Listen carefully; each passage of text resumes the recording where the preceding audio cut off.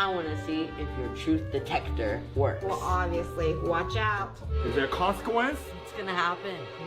Goodbye, Ryan. What is that? Whoa. That's why you cannot lie. I think this was a surprise for Ryan. The poor boy was shocked.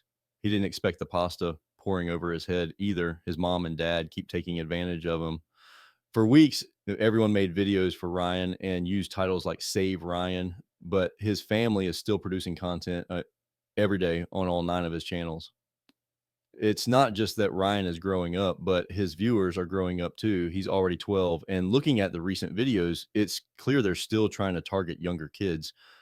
But as the channel grows, so does the audience's age, and it's obvious that the viewers are no longer interested in kids' content. Like more for aligned to the preteen demographic, or we want to stay on with the going more for the animation. That's something we're kind of debating right now. This interview alone would go on to gain upwards of 2 million views, but the comments had something entirely different to say. I can't wait for the real Ryan interview in 10 years, and not just his parents being interviewed with him present. I feel like in 20 years, we will see a Netflix documentary about how his parents robbed him blind, pushed him for more and more content, and he becomes an addict and loses everything. I interviewed Ryan, incorrect. I interviewed Ryan's parents, correct. Bro, let bro talk. It feels like they hiding some shit. Ryan no longer wants to appear in the videos, and his audience seems to have noticed this as his views are steadily dropping. Recently, Ryan and his family have been heavily criticized on social media. People are noticing that he no longer enjoys unboxing toys and that he looks genuinely depressed in all of his videos. This makes sense because he's entering his teenage years and is probably being teased by everyone at school for making these videos. While researching this topic, I came across a comment from one of Ryan's former viewers, which said exactly this. Dude, I remember watching them when I was little and then moved on. And now I looked up, he's Chanel 8 years later. And let me just say, let bro retire. I'm sure Ryan's family has seen the videos about him, but as you can see, they continue to produce daily content and keep taking advantage of their child.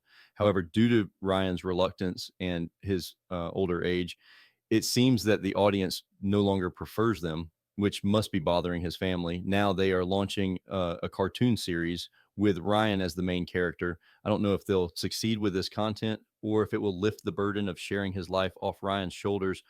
What got us out of Dark Titan's lair? You need us. She has a point. How's this for a point? I'm the big brother, I know best, and I'm in charge. The twins go home before they get us into any more trouble. But they don't seem to be doing very well. The hate towards Ryan's family is increasing day by day. While researching, I came across this comment. I hate Ryan's World because it is just a giant commercial. It's basically a giant hypnotic infomercial for kids to get them to then beg their parents to go spend money on stupid shit. Same goes for Adventure Fun and many others.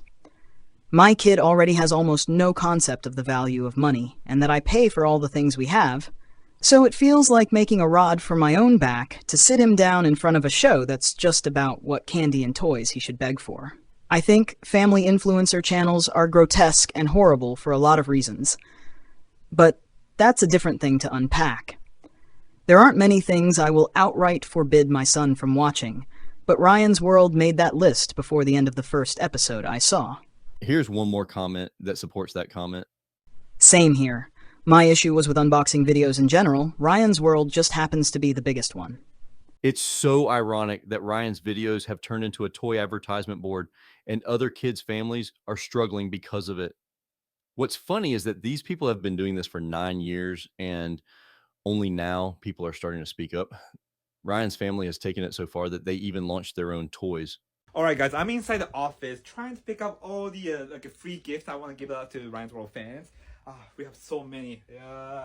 Ooh, bath bombs. Who doesn't like bath bombs, right? So I'm gonna get bath bombs here. See, I'm already putting a lot. What else should I put? Ooh, the fire truck vehicle. This would be cool. Yeah, so we're having Ryan's World, the movie, Titan Universe Adventure Party that's coming out. So it's our movie coming out on August 16th, and we're having a party for it.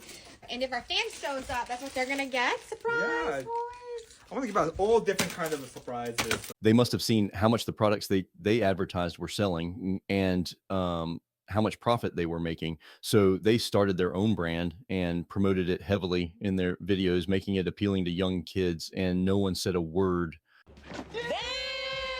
It's public knowledge the parents quit their day job to Truman Show his childhood. Honestly, I don't need proof that they're forcing him, or for him to later say he wished they hadn't, or he felt exploited to disapprove. Living off your children is exploitation.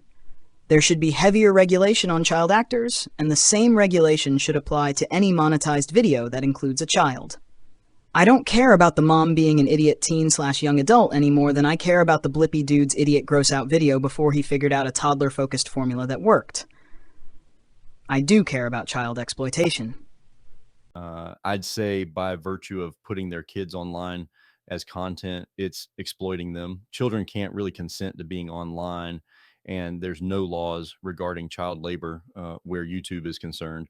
Lots of these channels do keep having more kids for content as well. Once the eldest they originally exploited gets too old for kids' content. That child has been exploited since he could talk. He has been used to sell toys to an entire generation of children at the cost of his own childhood, and had a digital footprint he will never get away from. Children should not be used for internet content. His channel itself is just a toy shill farm. Buy our shit. It has to do with frequently being given toys for his parents' viewership revenue and the constant filming. Even if he's joyful on camera when playing with said toys, that level of random reward paired with always being on camera would affect a developing mind. This is even omitting the type of consequences that content like this would have on young audiences, which other commenters have already mentioned. A once popular commentary YouTuber referred to Ryan's lifestyle as something without indicators of abuse or exploitation, forgetting the fact that the manipulation here is a lot more covert, bound to seriously affect him as he grows older. Playing up a persona so frequently and being given every compulsive desire for viewership revenue really does affect adults. Imagine how it'll affect children.